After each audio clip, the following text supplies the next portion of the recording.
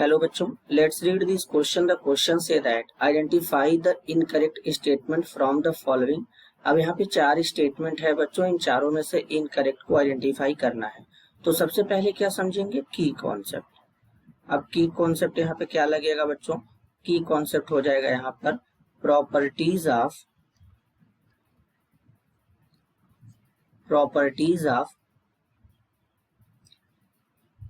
Halogen acid. अब halogen acid में बच्चों यहाँ पर हाइड्रा एसिड के बारे में बात करेंगे। अब जैसे हमारा सबसे पहले अगर बात करें पहले स्टेटमेंट के अकॉर्डिंग, तो जैसे हमारा बच्चों HF है, HCl है, HBr है, HI है। अब इनमें सबसे ज्यादा एसिडिक नेचर का कौन होता है? तो अगर हम यहाँ पे देखें तो ऐसा लग रहा होगा बच्चों कि यहाँ पे हाइड्रोजन के साथ में फ्लोरीन है, तो फ्लोरीन मोर इलेक्ट्रोनेगेटिव है, तो ये इजिली H+ आयन देगा। जो जितना इजिली H+ आयन देगा उतना अच्छा एसिडिक नेचर का होगा। लेकिन ऐसा होता नहीं है, फ्लोरीन का साइज बहुत ही स्मॉल होता है, तो यहाँ पर H+ आयन उतना इजिली नहीं निकल पाता है, स्ट्रॉन्ग बॉन्डिंग होता है। लेकिन अगर हम HI की बात करें तो यहाँ पे क्या होता है बेसिकली बच्चों, जब HI को ब्रेक करेंगे तो यहाँ पे ब्रेक होने के बाद H+I- बनेगा। अब I का जो आयोडीन का साइज इतना लार्ज होता है कि ये नेगेटिव चार्ज यहाँ पे डिस्पर्स्ड हो जाता है, तो ये जो हमारा कॉन्जुगेट बेस बनेगा ये ज्यादा स्टेबल होगा। तो अगर बच्चों एसिड से H+ निकालेंगे, अगर उससे बनने वाला कॉन्जुगेट बेस स्टेबल होगा तो उसके कंपेयर में क्या होगा, जो एसिड होगा स्ट्रॉन्ग होगा। तो इसलिए HI यहाँ पे सबसे ज्यादा एसिडिक नेचर का होगा। तो इसका जो ऑर्डर होगा HI, HCl, HBr, फिर यहाँ पे लास्ट में आएगा बच्चों HF, ये ऑर्डर बनेगा। लेकिन यहाँ पे ऑर्डर गलत दिया है, तो पहला वाला स्टेटमेंट गलत है।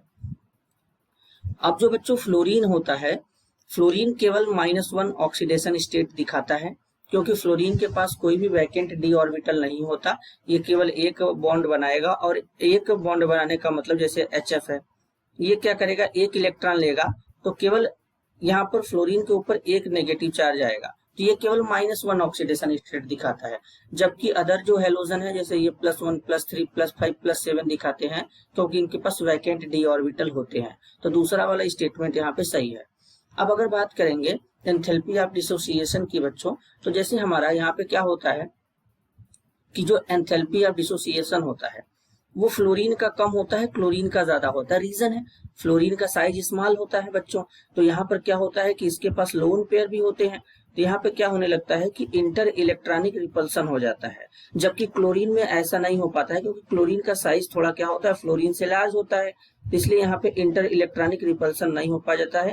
तो इसलिए क्लोरीन का जो बॉन्ड डिसोसिएशन एनर्जी है ज्यादा हो जाता है, फ्लोरीन का कम हो जाता है, ये बॉन्ड इजिली ब्रेक कर जाता है। तो इसलिए फ्लोरीन का बॉन्ड डिसोसिएशन एनर्जी यानी एंथैल्पी ऑफ डिसोसिएशन कम होता है क्लोरीन से, ये भी सही है। अब बात करेंगे बच्चों फ्लोरीन की, तो फ्लोरीन ज्यादा इलेक्ट्रोनेगेटिव होता है। ये क्या होता है, स्ट्रॉन्गर ऑक्सीडाइजिंग एजेंट के जैसा काम करता है बच्चों। क्या करेगा ये खुद का रिडक्शन और दूसरे का ऑक्सीडेशन कराने का काम करेगा। जैसे सपोज यहाँ पर अगर हमारे पास कोई एक साल्ट है जैसे KBr है, अगर यहाँ पे हम फ्लोरीन का रिएक्शन कराएं तो फ्लोरीन ज्यादा स्ट्रॉन्गर ऑक्सीडाइजिंग एजेंट होने के कारण यहाँ से ब्रोमीन को रिप्लेस कर देगा और अपना एक कंपाउंड बना लेगा इस तरीके से। तो ये भी स्टेटमेंट यहाँ पे सही है। तो इनकरेक्ट कौन सा है, ऑप्शन ए वाला। तो इस क्वेश्चन के लिए फाइनल आंसर हो जाएगा option A. This is your answer. I hope you understood it well. All the best.